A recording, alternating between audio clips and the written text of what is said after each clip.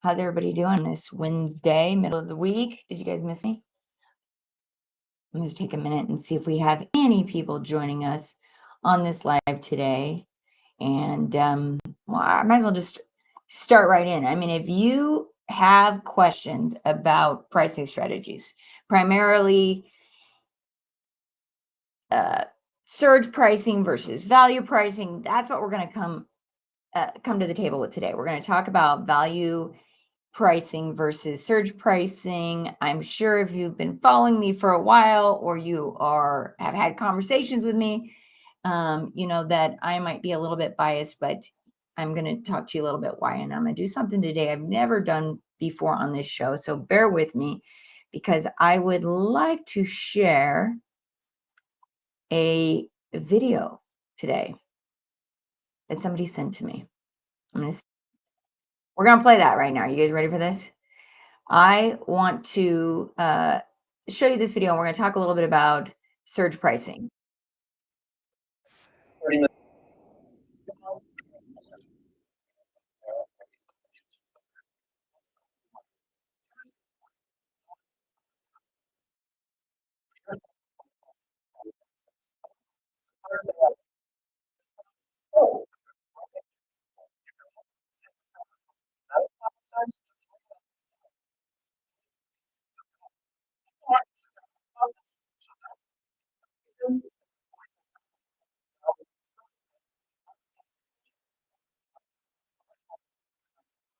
So that is a video I wanted to share with you today.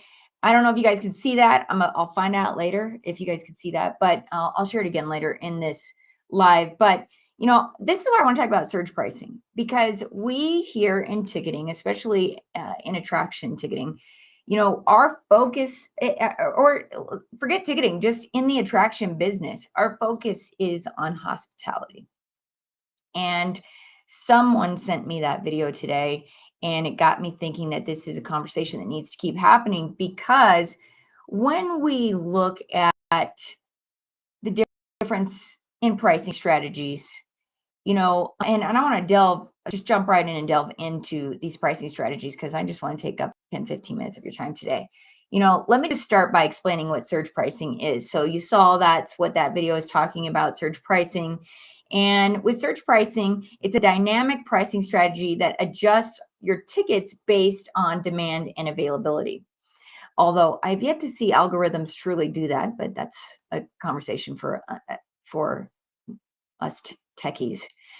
During peak periods, like popular events, prices increase to balance supply and demand, which is what he's talking about with the hamburger prices going up on the days where they are most busy. The goal is to maximize revenue during high demand periods. The advantages of surge pricing are revenue optimization. We can capture maximum revenue during peak periods. The demand management, we can efficiently allocate resources and adjusting prices in real time. Although, if your ticketing system permits, you can manage those resources effectively without this type of surge pricing or dynamic pricing. So that really is dependent on, in my opinion, on whether or not you are scheduling tickets. So you are doing time ticketing. And that can be done with dynamic pricing, but it can also be done with value pricing. So to me, that one is kind of, it depends on the system. Your system might only be able to do it that way. So if that's what you're dealing with, I'm sorry. You need to call us at Gatemaster. Customer choice. This offers premium access to in-demand events for willing customers. So it really caters to just those customers that are willing to pay that price for that time during that busy time, time that's in high demand. So, I mean, it does offer some benefits, but the challenges of surge pricing, and this is what that video was saying, is that customer backlash, right? It alienates customers with high prices. There are fairness concerns. Interesting enough, I just came back from the Coalition of Ticket Fairness last week, and there's some interesting discussions about that. So ticket fairness, it raises questions about fairness and legality, right? Is is this where you guys want to go? Because that opens up a whole discussion. And then regulatory scrutiny. So you're facing regulatory challenges in some jurisdictions. I had somebody send me a message just last week that he was being sued, that he had a friend who was being sued by a customer asking me about these challenges, right? These fair pricing challenges, because that definitely is something that you are bumping up against. It's not transparent. The problem with surge pricing is it's not transparent pricing. And I had we had a customer call in just the other day saying that they were using a system that is doing dynamic pricing, and their website says tickets as low as $16.99, and a customer calls up and says, "Where do I find these tickets?" Because there weren't any available on the site, because that is just a marketing tool. And many people are using dynamic pricing for marketing tools, but not realizing that what they might experience is some of the customer backlash, and maybe even some of the fairness concerns or regulatory scrutiny that can come from that. So let's talk about value pricing. This is my favorite, and I'm going to tell you why. Because it turns it turns value into how we price our experiences, right? So unlike surge pricing, this model sets prices based on perceived value of the ticket rather than the fluctuating demand. And the quality of the experience, exclusivity, and added amenities in the pricing decision. So basically what we're saying is that you can offer tiers of pricing. You have an admission ticket. Maybe you have an admission ticket that has a meal voucher included in that. Maybe you have an admission ticket that's an all-inclusive meals, food, parking. Maybe you have an admission ticket that has meals, food, parking, and shorter wait times, right? This is not only transparent, but it is telling your customers that you care about their experience and that you're bundling all these things together so that they can make the best investment in their decision. Clearly, you guys can see I'm biased here, but let's talk a little bit about surge or value pricing. So, or at least the advantages and challenges of it, to be completely fair and to speak and advocate for both sides. So it's a very customer-centric approach. It prioritizes customer satisfaction with fair and transparent pricing. Brand loyalty. It fosters long-term relationships for repeat businesses. In fact, IAPA and Lane Terra Lever presented some research study during last week's IAPA North American Summit. And one of the things that they said is 72% of customers will pay for shorter wait times. That's huge value. That's a huge value add to them. So it fosters long-term relationships and repeat business because you are creating goodwill with your customers when you offer transparency in the pricing. Differentiation. It sets businesses apart by highlighting their unique value proposition. This is so huge. I don't even understand why anyone would do surge pricing at this point, because at least from what I can see from the various algorithms that exist, it's all very manual based on inventories of how many tickets we want to give away at that price. So I don't know. You guys have to decide here. In fact, I might even do a survey after that. I'm just thinking about that right now. We might have to do a survey. But the challenges, let's talk about the challenge. To be fair, let's talk about the challenges of value pricing. And that is revenue limitations. You may miss out on revenue during peak periods. I have to add to that because having built a product, a ticketing software that leverages value pricing, primarily because I like the positives, the customer-centric approach, the brand loyalty, and the differentiation, creating showcasing the value proposition that the attractions that we work with have. I love this. I don't necessarily agree that there are revenue limitations if you are creating offers that are accessible to everybody, not just from a visitation standpoint. So we might be adding shorter wait times as a part of that package. We might be adding food, meal vouchers. We might be including parking. We might be including some merchandise. What I think is interesting about the revenue limitations is we don't see that. In fact, we see that when a customer has all of the options available to them, we can see an increase of 20 to 40% revenue almost right out the door of implementing these pricing strategies. And it's because now you've made everything available and the customer decides where they're at in terms of the packaging. Sure, you could have more packages available on the slower days, or maybe you add more to those packages to the slower days, creating a higher value proposition. But that's not what we see. But this is this that I'm going over is just based on some of the market research, and I think that there might be limitations, but really, that's if you're not paying attention to what your customers need and you're not giving them all of the options. So I think we can get around that. Also, pricing complexities. It requires thorough market research and analysis. Well, a lot of times, many attraction or ticketed businesses don't have full transparency into all of the different departments because you are fragmented by having multiple systems managing both ticketing, retail, food and beverage. Maybe you've got a different system for group sales, or you've got a different system for party booking. Because of that, you don't have the data at your fingertips. We do here at Gate Masters, so this one is also not a challenge, but to be fair, I'm presenting these challenges because some of you out there don't have Gate Masters technology in your attraction. So this is something that you might bump up against because you just simply don't have the data to support this.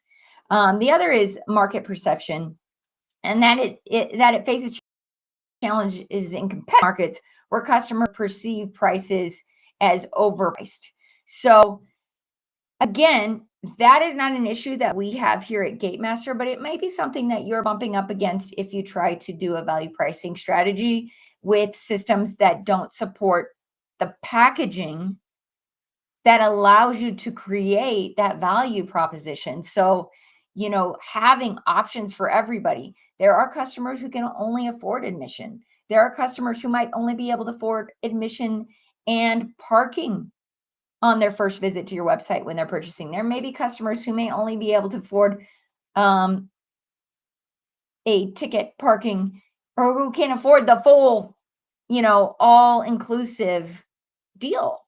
And so having a value price strategy allows you to give something to everybody.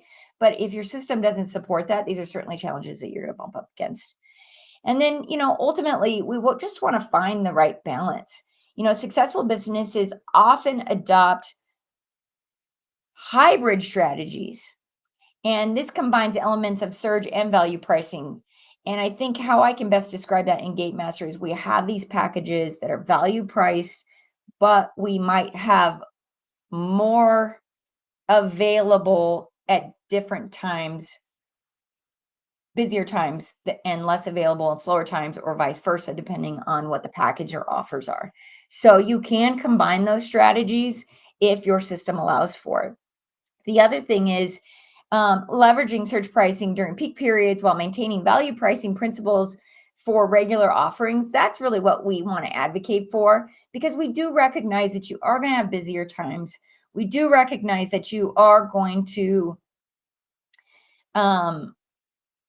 need to balance out the resources that your organization has, and businesses that can strike a balance between this optimization of revenue and give their customers or guests satisfaction, right? Like, we want to improve guest satisfaction. We don't want people going to the site. I mean, I'll tell you, just the other day, I was about to go to a major theme park in Southern California.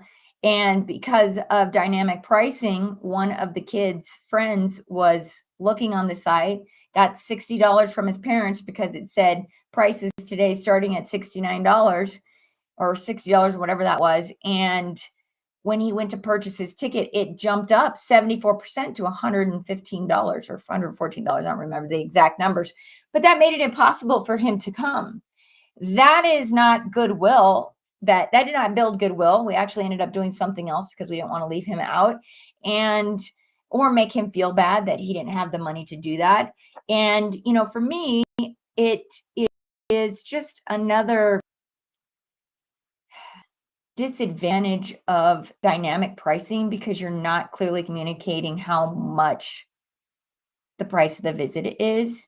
And that 74% increase did not increase any of the value. We were getting the same thing we would have gotten had we of just got a ticket for $69. So it was a difficult decision, but it was one that we made because we realized that, we couldn't leave this kid out, right?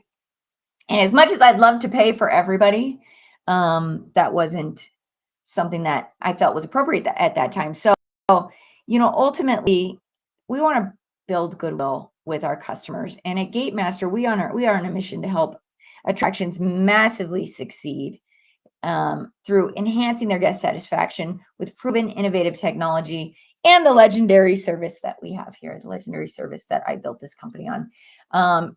I do want to let you know that I will be creating an article talking a little bit more about this. I know I'm like speed talking because I'm trying to get all of this act in 15 minutes.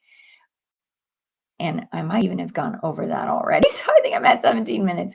But the truth is that, value pricing and dynamic or search pricing are options that we all have.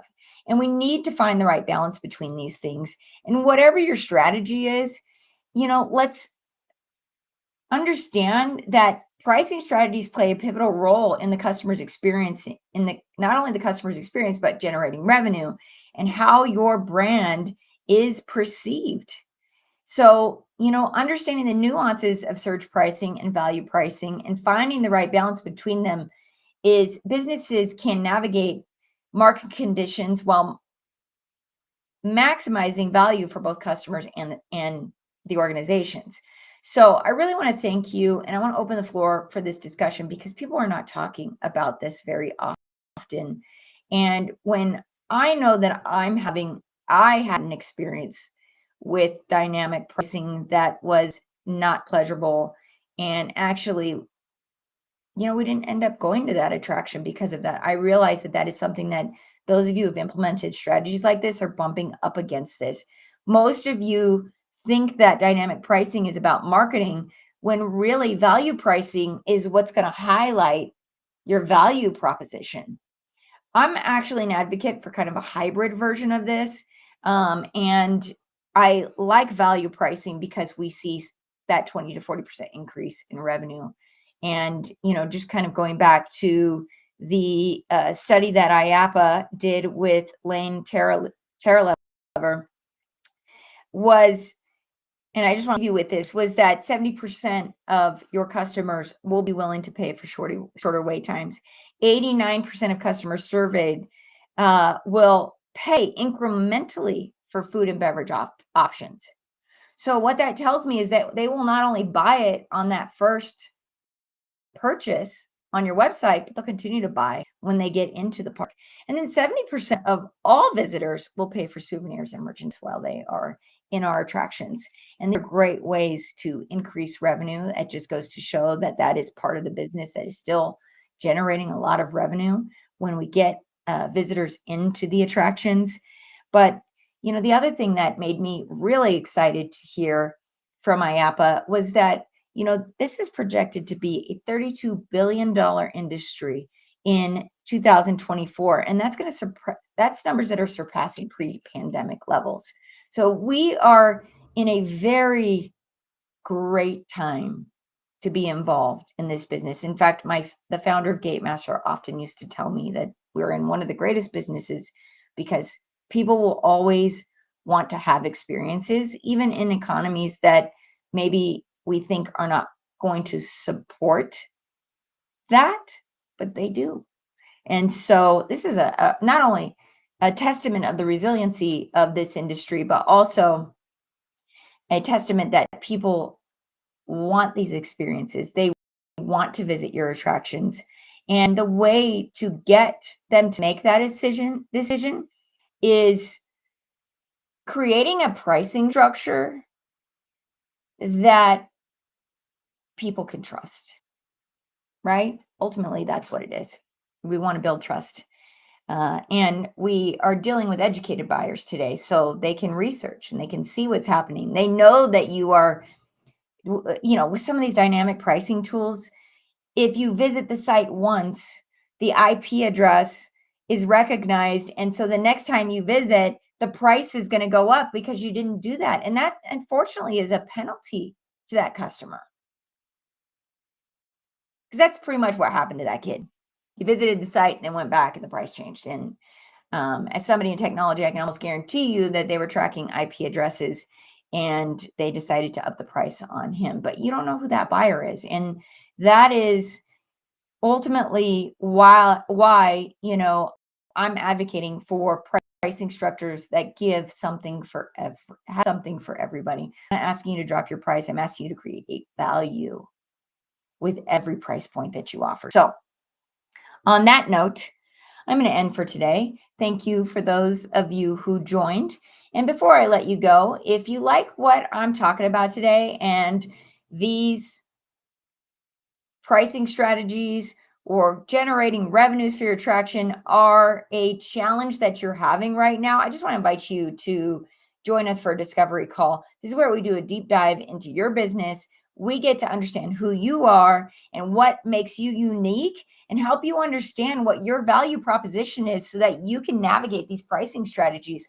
I want to invite you to do this call because we're going to work with you side by side as a partner who understands what's happening. Not only we're educated as to what the buyer's experience is, we're paying attention to the data that's coming out, but also we work with parks parks and attractions where we have had proven success implementing these pricing strategies and helping them make the most of their attraction and their revenue, and also creating goodwill and foster better guest satisfaction. So all that is click of a button. You just got to scan that QR code. Scan that QR code. You will get taken to a calendar where you can schedule with one of our experts who's going to walk you through that. But that discovery call is about you and you telling us what you're doing, who you are, and how you think, some of the challenges that you have and how we might be able to help you navigate that. So thank you again for your time today.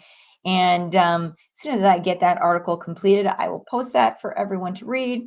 And if you have questions or if there's anything that you'd like to hear me talk about in this live that would help attractions and ticketed businesses massively succeed, and that could be information outside of the ticketing business, because ultimately there are so many pieces of this puzzle to make these attractions successful at what they do. And you've got information that you can share to help them deliver that experience. I would love to have you on the show, and you can scan this QR code to be a guest. I don't want to bombard you guys with too many QR codes, but I know that there are some of you out there that have good information to share that would help others and maybe even create some collaborations, right? Collaboration is the new currency. You guys heard that? So I'm going to leave you today with that information. And if you have any questions for me, as always, feel free to leave that in the chat or send me a direct message. I'm happy to help you. And if I don't have the answers for you, I'm happy to connect you with those who do. Because if you know me, I know everybody. So send me a line.